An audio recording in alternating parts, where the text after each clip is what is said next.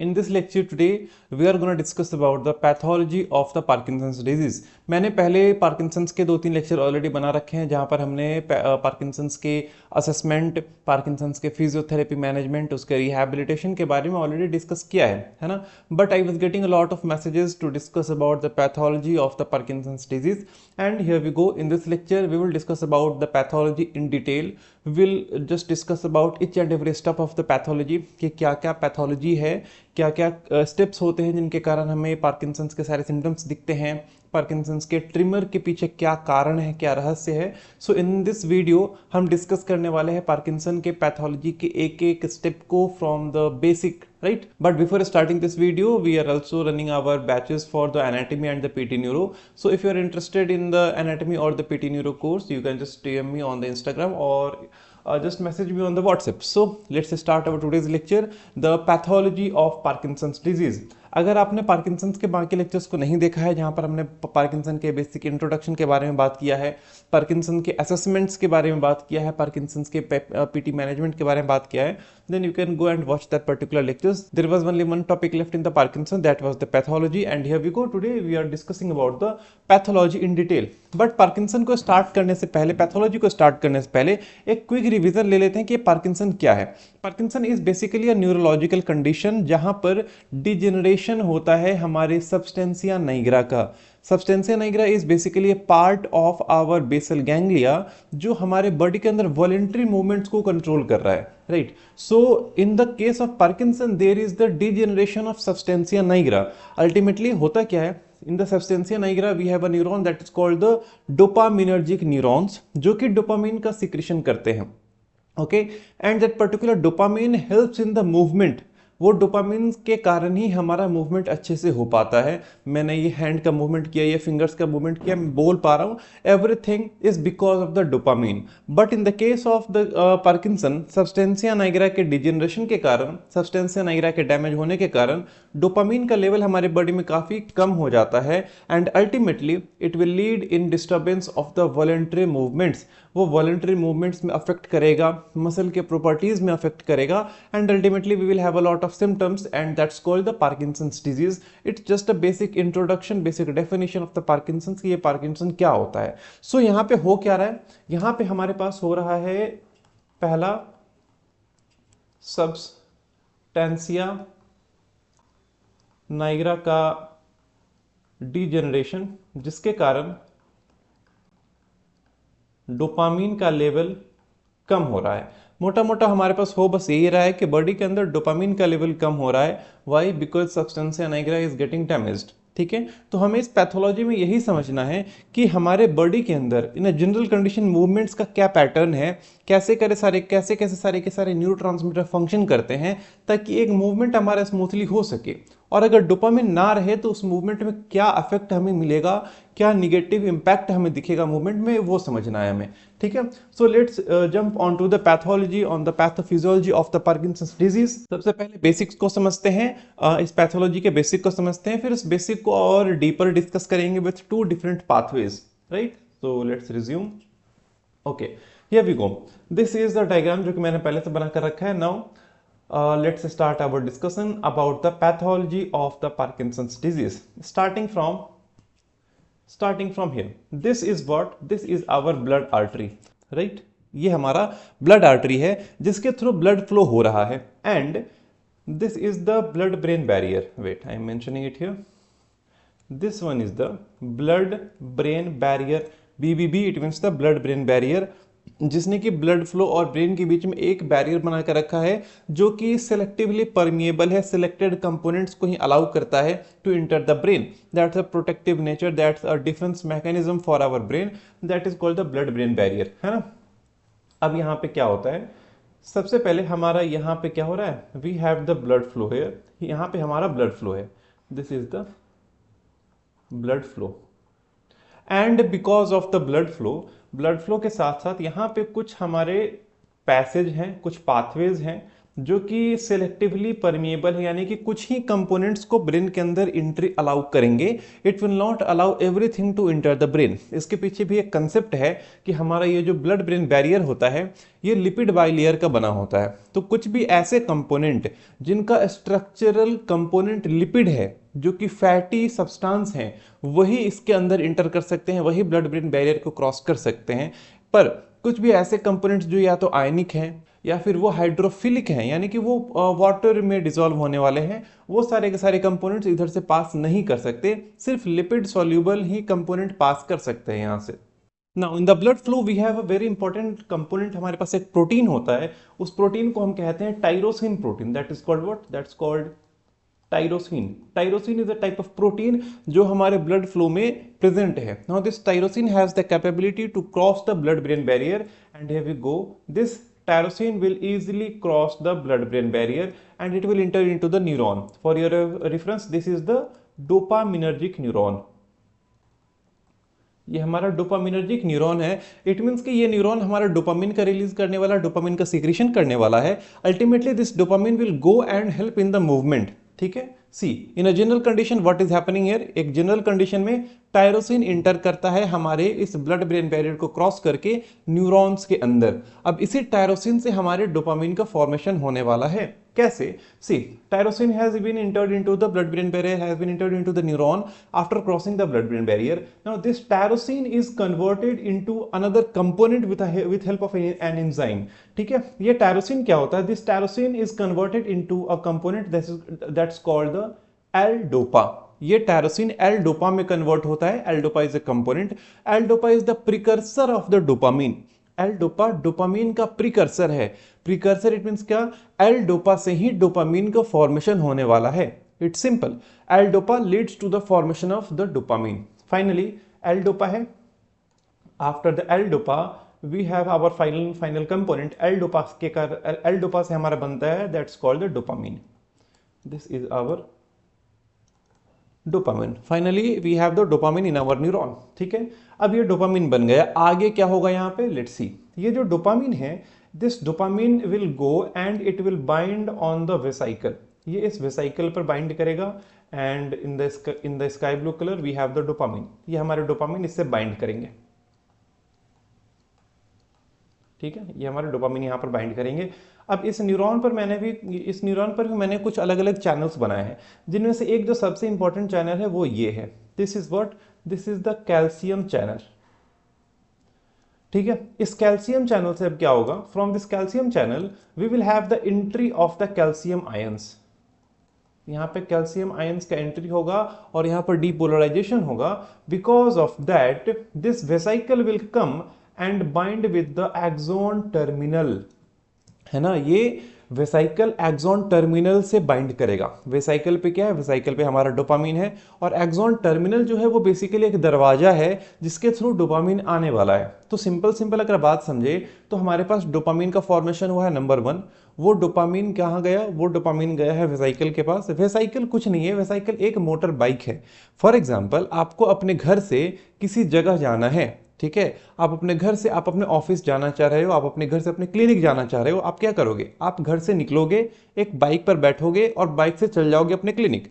तो आप यहाँ पर डोपामिन का रोल प्ले कर रहे हो। वो जो बाइक है वो एक वेसाइकल का रोल प्ले कर रहा है। ठीक है, और जो आपका ऑफिस है वो आपका एक्सॉन टर्मिनल का रोल प्ले कर रहा है। ठीक है, तो अब एक्सॉन टर्मिनल तक हमारा वेसाइकल पहुंच चुका है और फाइनली सिनेप्स, हमारा जो साइनेप्स है, इस साइनेप्टिक क्लेफ्ट में, इस साइनेप्स में हमारे पास ये डोपामिन रिलीज हो चुका है। We have the dopamine here. This is what? This is the dopamine. यहाँ पर dopamine has been released. Now what will happen here? यहाँ पे आगे क्या होगा? यहाँ पर मैंने जो ये ब्लैक रिसेप्टर बनाया है, this black receptor is what? This is the dopamine receptor. D1 या D2 रिसेप्टर, दो तरह के डोपामिन रिसेप्टर्स होते हैं minded, D1 receptor and D2 receptor. इन दोनों का रोल क्या है, इनके अलग अलग फंक्शन क्या है, ये हम समझेंगे इसी लेक्चर में। आगे समझेंगे जब हम अलग अलग पाथवेज के बारे में डिस्कस करेंगे और डिटेल में जब हम पैथोलॉजी समझेंगे। बट फॉर नाउ ये हमारा एक डोपामिन का रिसेप्टर है। ये D1 रिसेप्टर भी हो सकता है, ये D2 रिसेप्टर भी हो सकता है। So what will happen? This dopamine will come and it will bind with this D1 D2 receptor। ये D1 D2 रिसेप्टर के साथ बाइंड करेगा, बहुत बढ़िया। जैसे ही ये डोपामिन D1 D2 रिसेप्टर के साथ बाइंड करेगा, अब ये क्या है, what is this, what's this, this is the muscle, ये हमारा मसल है, ठीक है। This is the neuromuscular junction, ये हमारा मसल है जहां पर एक्शन होने वाला है, जहां पर हमारा मूवमेंट होने वाला है बेसिकली। सो जैसे ही डोपामिन हमारे यहां पर बाइंड करेगा तो हमारा मूवमेंट इनिशिएट होगा, हमारा मूवमेंट बिल्कुल अच्छे से हो पाएगा। इसके साथ साथ मैंने यहाँ पे ग्रीन कलर का फिर न्यूरॉन बनाया है। ये जो ग्रीन कलर का न्यूरॉन है, इससे रिलीज होता है हमारा acetylcholine, in short I have written it as ACH, ठीक है।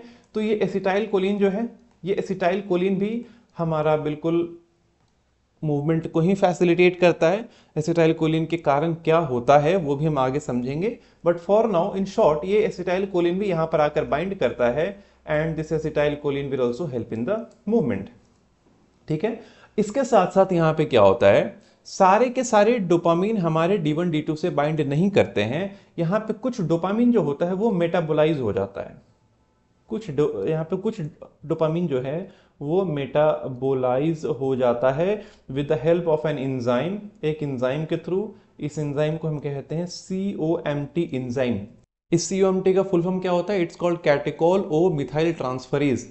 कैटेकोल ओ मिथाइल ट्रांसफरेज कहते हैं। दिस इज एन एंजाइम जो कि कुछ डोपामीन को मेटाबोलाइज करके उसे खत्म कर दे रहा है, उसे डिजेनरेट कर दे रहा है। इसके साथ साथ क्या होता है, कुछ जो डोपामीन है वो यूज ना होकर वापस से सेल के, वापस इस न्यूरॉन के अंदर जाकर इस वेसिकल से बाइंड कर लेते हैं, तो इसे हम कहते हैं रीअपटेक। यहां पे कुछ डोपामीन का रीअपटेक होता है।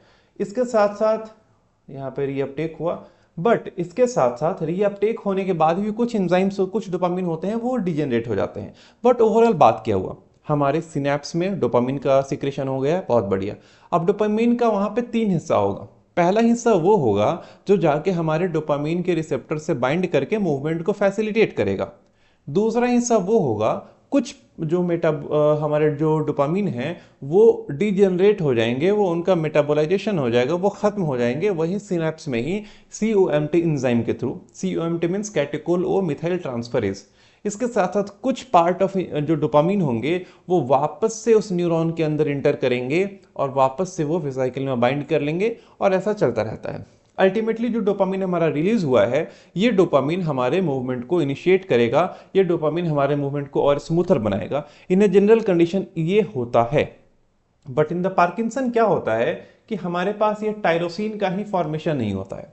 टायरोसिन नहीं बनेगा तो एल्डोपा नहीं बनेगा, और ये सारे के सारे जो पाथवेज हैं, ये सारे के सारे जो इंसिडेंट्स हैं वो गड़बड़ हो जाएंगे। But for now this is a normal pathway, ये एक नॉर्मल पाथवे है, ये एक नॉर्मल प्रोसेस है जिसके थ्रू डोपामीन का फंक्शन होता है, ठीक है। अब इसे और डिटेल में अगर हम समझेंगे तो जो हमारा मूवमेंट होता है उसके 2 पाथवे होते हैं। In the Parkinson's disease this pathways are very important, ठीक है। We have 2 different pathway for the movement. ये तो एक बेसिक ओवरव्यू हुआ, जब हम इसे और जूम करके समझेंगे, इसे हम जब और जूम करेंगे और डिप्थ में जाएंगे तो हमें यह समझ आएगा कि पार्किंसंस के अंदर या फिर एक नॉर्मल मूवमेंट के लिए हमारे पास 2 तरह के पाथवेज होते हैं।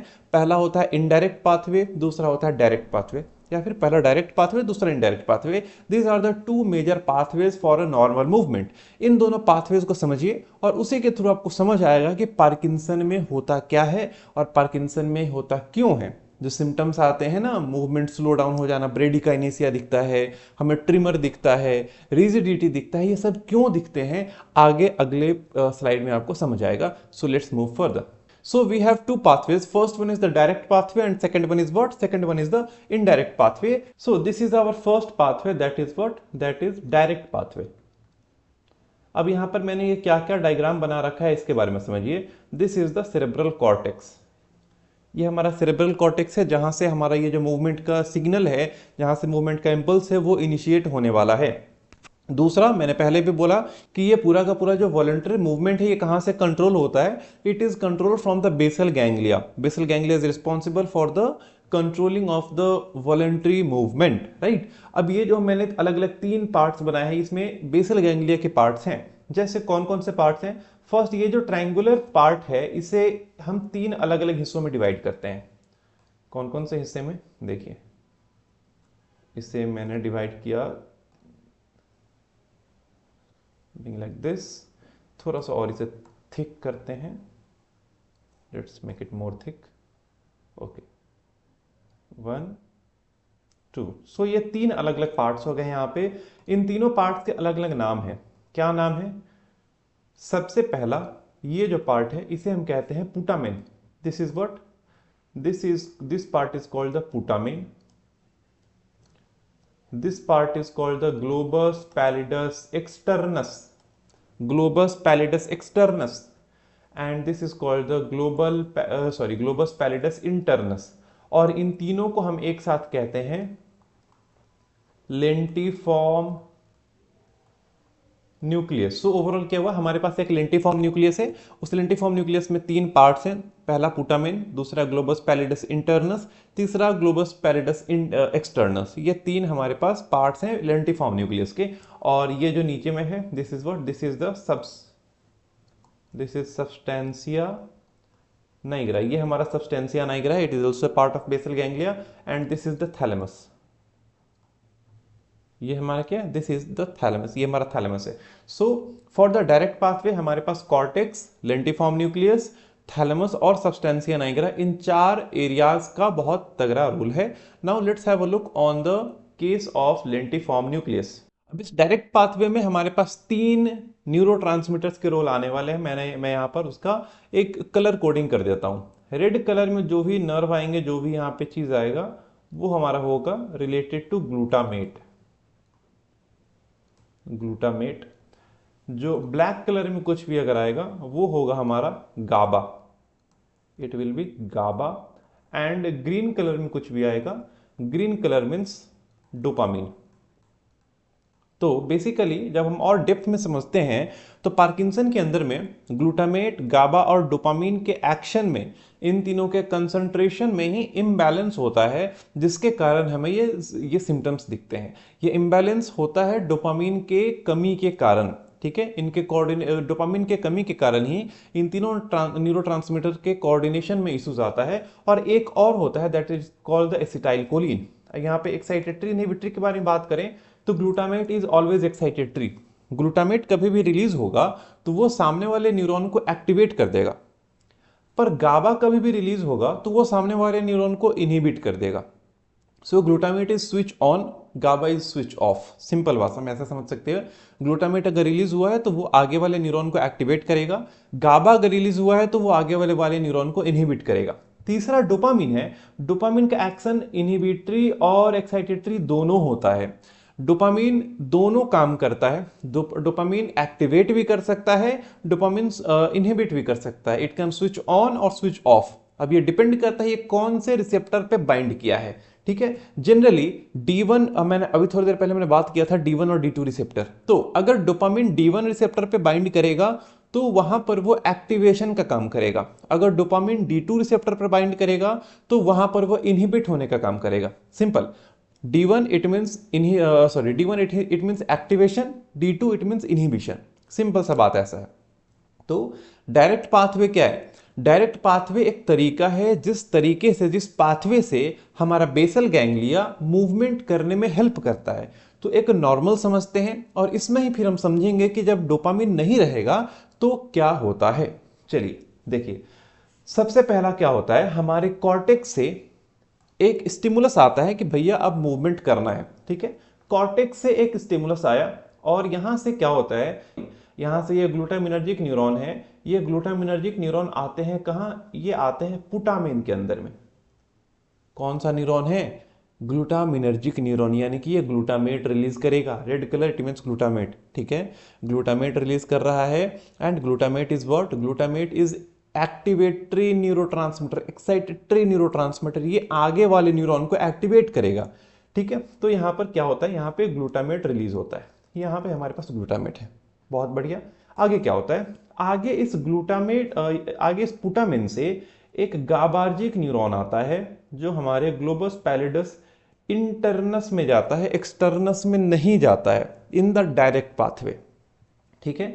तो यहां पे हो क्या रहा है, बेसिकली ग्लूटामेट यहां पर रिलीज हो रहा है, तो यहां पे ये क्या करेगा, यहां पर एक्साइट करेगा, plus it will excite and it will activate the GABAergic neuron. समझो, बिल्कुल ध्यान से समझो। ग्लूटामेट रिलीज हुआ, ग्लूटामेट ने रिलीज होकर उसके ग्लूटामेट के आगे गाबा का न्यूरॉन है, गाबार्जिक न्यूरॉन है, उसने उस गाबार्जिक न्यूरॉन को स्विच ऑन कर दिया। बढ़िया, उसने गाबार्जिक न्यूरॉन को स्विच ऑन कर दिया। अल्टीमेटली क्या होगा यहाँ पे, ultimately what will happen, GABAergic neuron will release GABA. GABA बिल्कुल अच्छे से, बिल्कुल शांति से बैठा है, ग्लूटामेट ने आके एक थापर मारा, बोला कि चलो अब गाबा निकालो, ठीक है, अपना अंदर से अपना जो भी बॉक्स है, अपने बॉक्स से जो भी सामान तुम्हारे पास है वो निकालो। गाबार्जिक के पास कौन सा सामान होगा, बिल्कुल ऑब्वियसली गाबा होगा। तो अल्टीमेटली यहाँ पे क्या होगा, ग्लोबस पैलिडस इंटरनस में गाबा रिलीज होगा। And GABA is which type of neuron, ये न्यूरो इनहिबिटरी न्यूरोट्रांसमीटर है। इट विल इनहिबिट, ये इनहिबिट करने का काम करता है, ये स्विच ऑफ करने का काम करता है। ठीक है, अब समझो अब क्या होता है आगे। आगे क्या होता है कि हमारे इस ग्लोबस पैलिडस इंटरनस से एक और गाबा का न्यूरॉन ही जाता है हमारे इस थैलेमस के अंदर में। ओके, ग्लोबस पैलिडस इंटरनस से गाबार्जिक न्यूरॉन ही जाएगा हमारे थैलेमस के अंदर में। और यहां पे थैलेमस में इसने क्या किया, थैलेमस के अंदर में इसने गाबा रिलीज किया क्या नहीं, यहां पर गाबा रिलीज नहीं किया। क्यों नहीं किया, देखो अब समझते हैं। यहां पे कॉर्टेक्स से ग्लूटामेट ने आया, ग्लूटामेट रिलीज किया और उसने गाबा को बोला कि चलो भैया अब गाबा रिलीज करो। गाबार्जिक न्यूरॉन ने ग्लोबस पैलिडस इंटरनस के अंदर बिल्कुल यहां देखो, बिल्कुल यहां इसने गाबा रिलीज कर दिया। गाबा रिलीज किया तो अब गाबा क्या करता है, what is the action of GABA, GABA is inhibitory, GABA हमेशा स्विच ऑफ करेगा, गाबा हमेशा रोकेगा, गाबा हमेशा इनहिबिट करेगा किसी भी एक्शन को, करेक्ट। तो अब इसके बाद ये कौन सा न्यूरॉन है, ये तो हमारा गाबार्जिक न्यूरॉन है ना। तो ये गाबा, इसने गाबा निकालकर इस न्यूरॉन को स्विच ऑफ कर दिया। तो यहां पर थैलेमस के अंदर कोई भी गाबा का सिक्रीशन नहीं होने जा रहा है, कोई भी गाबा का सिक्रीशन नहीं होने जा रहा है। तो थैलेमस में किसी भी, there is no release of GABA, right. अब क्या होता है, थैलेमस से हमारे पास एक ग्लूटामिनर्जिक न्यूरॉन वापस से जाता है हमारे सेरेब्रल कॉर्टेक्स में। ग्लूटामिनर्जिक न्यूरॉन वापस से गया सेरेब्रल कॉर्टेक्स में। अब समझो आप, थैलेमस के अंदर गाबा नहीं बना है, थैलेमस के अंदर गाबा रिलीज नहीं हुआ है। तो गाबा का एक्शन क्या था, गाबा का एक्शन था इनहिबिशन, गाबा का एक्शन था स्विच ऑफ करना। अगर वो स्विच ऑफ करने वाला है ही नहीं तो अल्टीमेटली क्या हुआ, अल्टीमेटली तो ग्लूटामेट एक्टिवेट हुआ ना। ग्लूटामेट एक्टिवेट, अगर हमारे पास ग्लूटामेट को रोकने के लिए कोई नहीं है, इट मीन्स व्हाट, ग्लूटामेट तो एक्टिवेट हुआ। तो यहां पर चूंकि गाबा रिलीज नहीं हुआ है तो अल्टीमेटली ये जो ग्लूटामेट है ये एक्टिवेट हो जाएगा, ये एक्टिवेट हो जाएगा। और यहां पर कॉर्टेक्स में, सेरेब्रल कॉर्टेक्स में यहां पे ग्लूटामेट रिलीज होगा। अब यहां से एक और ग्लूटामिनर्जिक न्यूरॉन निकलता है जो कि इंड में हमारा मूवमेंट कराएगा। और चूंकि यहां पर ये एक्टिवेट हुआ है तो अल्टीमेटली यहां पे मूवमेंट होता है। अब यहां पे हमारे डोपामिन का क्या रोल है, ये तो पूरा का पूरा एक मूवमेंट का पाथवे हो गया, but what is the role of dopamine here. See substantia nigra से एक हमारा डोपामिनर्जिक न्यूरॉन होता है, ठीक है। ये डोपामिनर्जिक न्यूरॉन जाता है हमारे कहाँ, ये भी जाता है हमारे पुटामेन के अंदर ही। ये कुछ इस तरह से हमारे पुटामेन में जाएगा और पुटामेन में ये D1 रिसेप्टर के साथ बाइंड करता है। dopaminergic neuron will go into the putamen and it will bind with D1 receptor। D1 receptor क्या करता है, एक्टिवेशन के लिए काम करता है। या फिर जब भी हमारा डोपामिन D1 रिसेप्टर पे बाइंड करेगा तो वहां पर एक्साइटेशन होता है, इनहिबिशन नहीं होता है। तो अब समझो आप, पहले से ही हमारा जो कॉर्टेक्स है, एक कॉर्टेक्स से ये जो ग्लूटामेट है यहां पर एक्टिवेट कर रहा था, बट अब ये डोपामिन भी आ गया यहां पर और इसने और एक्टिवेट कर दिया, इसने डबल एक्टिवेट कर दिया यहां पे, करेक्ट। ग्लूटामेट एक्टिवेट कर रहा था और डोपामिन ने भी आकर और बढ़ावा दे दिया, उसे और एक्टिवेट कर दिया आगे वाले न्यूरॉन को। तो और एक्टिवेट कर दिया तो क्या होगा, यहां पर गाबा का सिक्रेशन और ज्यादा हो जाएगा, गाबा का बहुत ज्यादा सिक्रेशन हो जाएगा इस पॉइंट पे। और यहां पर मोर इनहिबिशन होगा, ज्यादा डीएक्टिवेशन होगा। ज्यादा डीएक्टिवेशन होगा तो क्या होगा, ये जो न्यूरॉन है ये बिल्कुल 100% डीएक्टिवेट हो जाएगा, 100% डीएक्टिवेट हो जाएगा। तो यहां पर नो गाबा, कोई भी गाबा नहीं बनेगा अल्टीमेटली। और अल्टीमेटली यहां पे बहुत ज्यादा एक्साइटेशन होगा। तो बेसिकली हो क्या रहा है, हमारा ग्लूटामेट ही मूवमेंट करा रहा है, पर डोपामिन उसमें इन्वॉल्व होकर उस मूवमेंट को और फैसिलिटेट करता है। इट मीन्स कि अगर डोपामिन है तो आपका जो मूवमेंट है वो और इजियर होता है। बट इन केस ये सब्सटेंसिया नाइग्रा डैमेज हो गया, अगर ये डैमेज हो गया तो डोपामिन नहीं बनेगा और सिर्फ ग्लूटामेट ही एक्शन करेगा मूवमेंट के लिए। But the major problem is कि ग्लूटामेट मूवमेंट को बस इनिशिएट करता है, इस बात को ध्यान रखो। ग्लूटामेट बस मूवमेंट को इनिशिएट कर सकता है, उसे स्मूथली पूरे के पूरे मूवमेंट को नहीं करा सकता है। तो उस मूवमेंट को फास्टन करने के लिए हमारे पास डोपामिन है ना, हमारे पास क्या है, हमारे पास डोपामिन है। ठीक है, फॉर एग्जांपल आप बाइक चला रहे हो, आपने क्या कर, या फिर आप साइकिल चला रहे हो, ठीक है, और आप बहुत थके हुए हो, आप पैडल मार रहे हो लेकिन साइकिल आपको बहुत धीरे धीरे चल रहा है। ठीक है, वहीं आपका पीछे से एक दोस्त आता है, वो साइकिल को बड़े जोर से धक्का मारता है और आप बहुत स्पीड साइकिल चलाने लग जाते हो। इस एग्जाम्पल में समझो, वो जो साइकिल है ना वो मूवमेंट है, वो जो साइकिल चल रहा है वो मूवमेंट है, आप ग्लूटामेट हो और आपका दोस्त डोपामीन है। आप क्या कर रहे थे, बहुत धीरे धीरे साइकिल चला रहे थे, पावर बहुत कम था आपके अंदर, तो ग्लूटामेट के अंदर पावर बहुत कम होता है, वो बहुत स्लो मूवमेंट कराता है। वहीं आपको दोस्त ने आकर आपका साइकिल को धक्का दिया, सेम डोपामिन क्या करता है, डोपामिन आकर उस मूवमेंट को और बढ़ावा देता है, उस मूवमेंट को और फैसिलिटेट करता है, जिससे कि मूवमेंट फास्ट हो जाता है। मैंने ये जो मूवमेंट किया ना, इस मूवमेंट में डोपामिन ने इस मूवमेंट को फास्ट किया। अब अगर डोपामिन नहीं रहेगा तो क्या दिखेगा हमें, डोपामिन नहीं रहेगा तो हो जाएगा मूवमेंट हमारा वेरी स्लो मूवमेंट हो जाएगा, स्लो मूवमेंट हो जाएगा, जिसे हम कहते हैं प्यार से ब्रेडिकाइनेसिया। नाउ समझ आया, अब ये है ब्रेडिकाइनेसिया, और इसी कारण से डोपामिन के कमी के कारण हमें ब्रेडिकाइनेसिया दिखता है। अब एक दूसरा पॉइंट और आता है कि ट्रिमर क्यों होगा, ट्रिमर भी तो दिखता है ना, ट्रिमर भी दिखता है और रिजिडिटी भी दिखता है। रिजिडिटी दिखने का कारण भी डोपामिन ही है। डोपामिन सिर्फ मूवमेंट में ही इन्वॉल्व नहीं होता है, डोपामिन हमारे मसल एक्शन, हमारे मसल के प्रॉपर्टीज को मेंटेन करने के लिए भी रिस्पॉन्सिबल होता है। तो अगर डोपामिन नहीं है तो वहां पे मसल के टोन में भी अल्टरेशन आता है। तो ये है हमारा डायरेक्ट पाथवे, और इस तरीके से हमारे पेशेंट के केस में, हमारे जो भी पार्किंसन के पेशेंट्स होते हैं उनमें यही पूरा का पूरा पैथोलॉजी हमें देखने को मिलता है। But there is one more pathway, that is called the indirect pathway. Indirect pathway को सिंपल वर्ड में अगर समझें तो इनडायरेक्ट पाथवे को हमारे बॉडी में जो बनता है, इनडायरेक्ट पाथवे होता इसलिए है ताकि ओवर एक्टिव मूवमेंट्स को बचा सके हम, but ultimately indirect pathway leads to more aggressive movement. तो ये लेक्चर काफी लंबा हो चुका है, we will not discuss about the indirect pathway in this lecture. In the next lecture we will cover the indirect pathway of the Parkinson's disease in detail, क्योंकि indirect pathway थोड़ा सा confusing है and it is very lengthy. So in the next lecture we will discuss only about the indirect pathway.